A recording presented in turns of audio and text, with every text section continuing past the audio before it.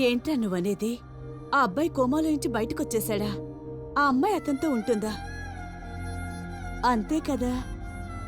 చెప్పడానికి చాలా ఈజీగా ఉందమ్మా, కానీ చూడ్డానికే చాలా ఇబ్బందిగా ఉంది. సరే, నువ్వు ఆ అమ్మాయికి నీ ప్రేమ గురించి చెప్పావా లేదా? అదెందుకు అడుగుతావులే, ఆరాధన సినిమాలో చిరంజీవి కూడా ఇంత బాధపడుండడు. అయ్యో, లవ్ అంటేనే పెయిన్ నాన్నా. సర్లే, నువ్వు ఆ షూటింగ్ పనులన్నీ అక్కడ వాళ్ళకి అప్పగించేసి ముందు త్వరగా ఇంటికొచ్చేసేయ్. వద్దులే, ఇంకో 2 రోజుల్లో షూటింగ్ అయిపోతుంది, వచ్చేస్తా. సరే, జాగ్రత్త నాన్నా. ఉంటాను. లైట్ తీసుకో. తెలుసులే. సరే, బాయ్. బాయ్ అమ్మా.